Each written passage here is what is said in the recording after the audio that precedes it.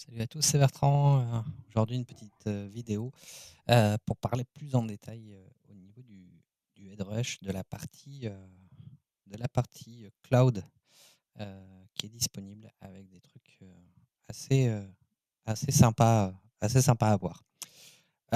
Donc, pour accéder au cloud, quand on est sur un preset, il suffit donc de taper sur les petits points qu'on a en haut à gauche de l'écran pour ouvrir le menu des possibilités et d'aller dans le HeadRush Cloud.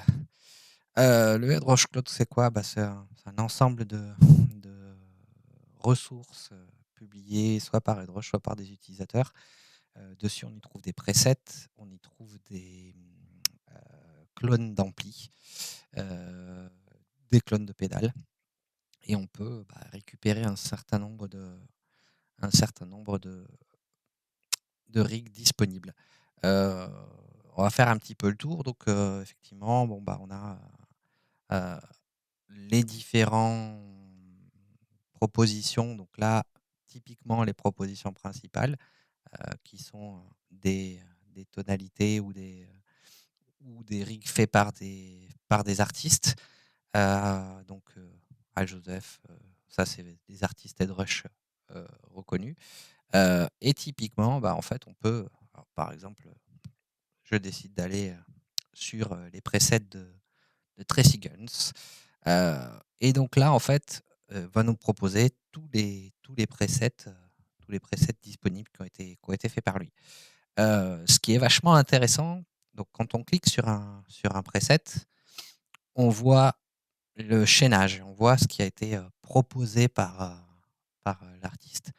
Ce que je trouve encore plus sympa, c'est qu'on n'est pas obligé de le télécharger pour l'essayer. Je m'explique, quand on est sur une page, euh, il suffit de cliquer sur le petit play et on passe directement sur.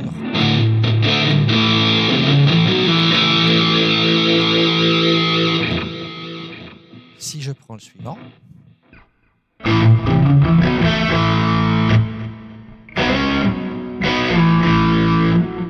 et si je fais stop, je reviens sur mon preset personnel. Donc ça, je trouve ça vachement intéressant pour pouvoir tester des sonorités. Si on va sur ces presets à elle, donc je rappelle mon son, je veux tester.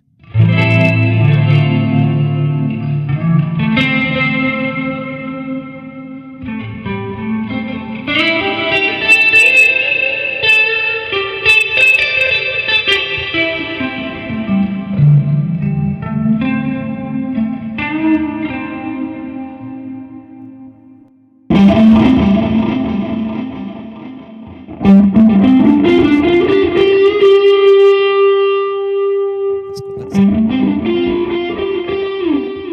ne sait jamais sur quoi on va tomber, pour le coup, mais ça permet effectivement de choisir ses propres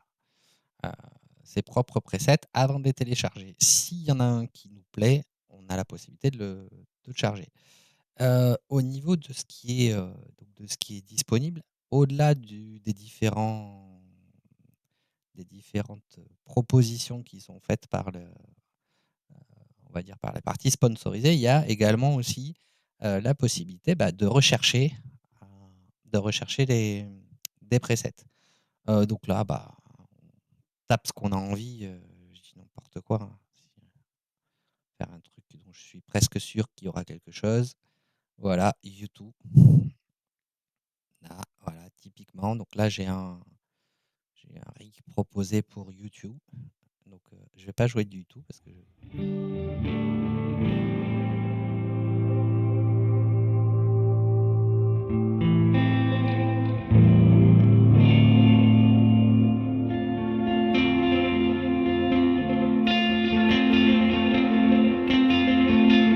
sais pas faire. Donc voilà, typiquement, on peut rechercher les rigs.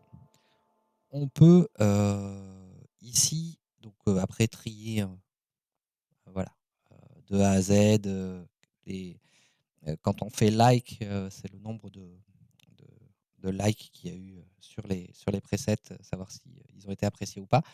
Hop, hein, il y a également ici la possibilité de choisir différents types de sonorités. Donc, par exemple, hop, je veux des sonorités blues. Ah, mais sonorités blues avec YouTube, bah, forcément, il n'y en a pas. Donc, effectivement, là, quand je cherche voilà, une sonorité blues euh, avec les choix par type, bah voilà, j'ai un certain nombre de profils qui me sont proposés.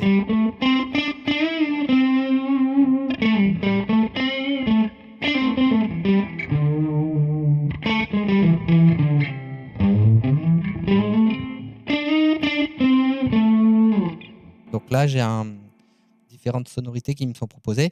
J'ai également la possibilité, donc là, on voit que quand on cherche au niveau des filtres, on a les différentes informations. Donc le all, c'est tout. On a les rigs. Donc ça, c'est ce qui permet donc de filtrer uniquement les rigs. Donc guitare, voix, parce qu'il y a des rigs voix qui ont été faits, ou guitare voix. Et aussi les clones. Et donc là, on a dans les clones un certain nombre de propositions. Donc on a des Ampcab. Donc là, ça veut dire que c'est un clone qui a été fait avec l'enceinte. En préamp que la partie préampli de l'ampli et pédales, des pédales qui ont été clonées. Donc par exemple, si je veux un Ampcab, voilà. Donc là, qu'est-ce qui m'est proposé par exemple? Bah, un Fender Junior, un Marshall Blues Breaker. Donc voilà. Là, pour le coup, quand on a des clones, on ne peut pas les tester à l'avance. Il faut vraiment les télécharger. Mais bon, dans ces cas-là, typiquement, bah, je vais télécharger celui-ci. Il me propose de base le nom du clone qui a été, la manière dont il a été nommé lors du clone. Moi, je vais le download, juste le downloader. Et une fois qu'effectivement j'ai l'ampli qui a été téléchargé, bah, pour le coup, je reviens juste sur un de mes rigs. Hop, on va virer ça.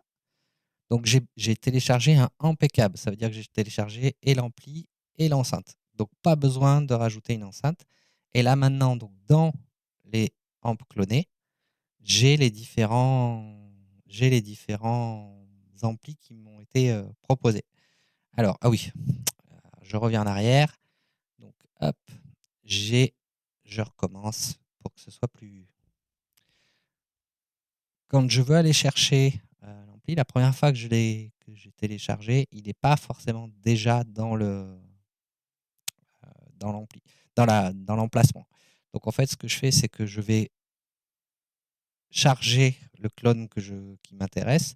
J'ai été le chercher où? J'ai été le chercher dans le HeadRush Cloud. Donc, je vais dans le dossier HeadRush Cloud.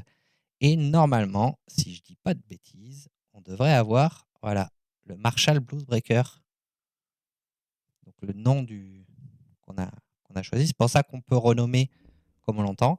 Et là, effectivement, on a l'ampli qui est chargé avec des paramètres de base, mais sur lesquels on peut tout à fait jouer. Décider que je dis n'importe quoi, je veux beaucoup moins d'aigus. Volontairement, j'ai fait un petit peu à l'arrache, mais c'était vraiment pour montrer les.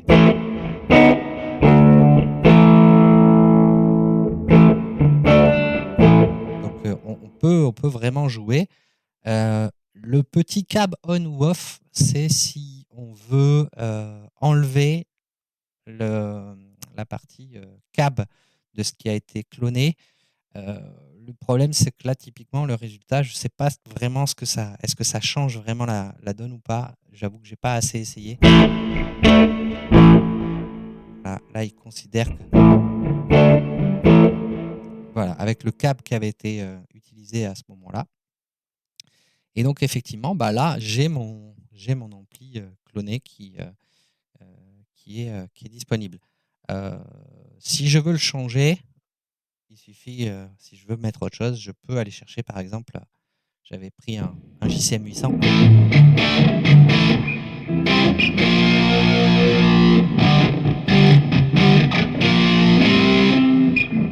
Voilà, et on voit bien les différences, pour les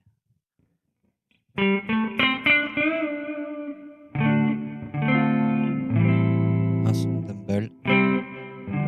Perso, j'adore. Voilà, et on peut comme ça, télécharger et utiliser, un certain nombre de clones. Le principe reste le même si on retourne sur le cloud. Voilà, qu'on cherche, donc par exemple, on veut dans les clones les pédales, donc les pédales de distorsion ou de fuzz qui ont été, qui ont été, qui ont été clonées. Hop. Donc là, il y a un certain nombre de choses disponibles. Hop. Alors, hop, je veux uniquement les clones, uniquement les pédales. Voilà, et donc là, j'ai toutes les pédales. Donc, par exemple, quelqu'un qui a cloné une Metal Zone. Donc, toujours le même principe, hein, je suis obligé de... Voilà, je télécharge une Metal Zone. Typiquement, en pédale de clone, moi j'ai téléchargé une Blues BD2 de chez Boss, parce que je voulais essayer de voir ce que ça donne. Et donc là, typiquement, de la même manière, alors c'est dans les ampes clones, voilà, c'est pas forcément très parlant. On va aller chercher notre Metal Zone. Où est-ce que je l'ai mis? Ah, elle est là, la Boss Metal Zone. Ça, c'est rigolo, ça me rappelle voilà, des sons de jeunesse. Assez rigolo si on met le gain à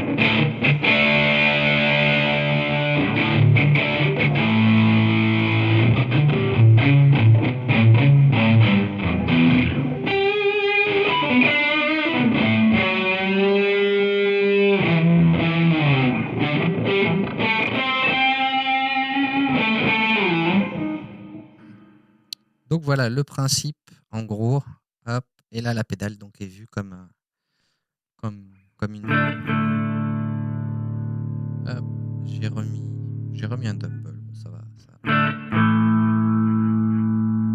Mon dumble a bien le cab.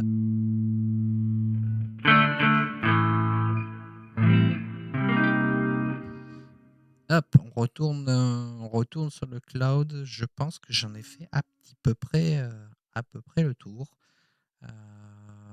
Donc on a la possibilité, voilà, on a les différentes pédales. En règle générale, quand on est sur un rig, on est sur ce genre de visuel, et quand on est sur un clone, on est sur ce genre de visuel. Soit celui-là, soit le visuel d'une pédale. Voilà, on peut essayer à peu près. Je trouve le concept génial.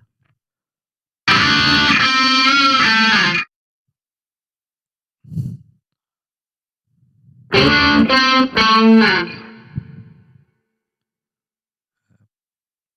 va essayer de trouver un acoustique and vocal.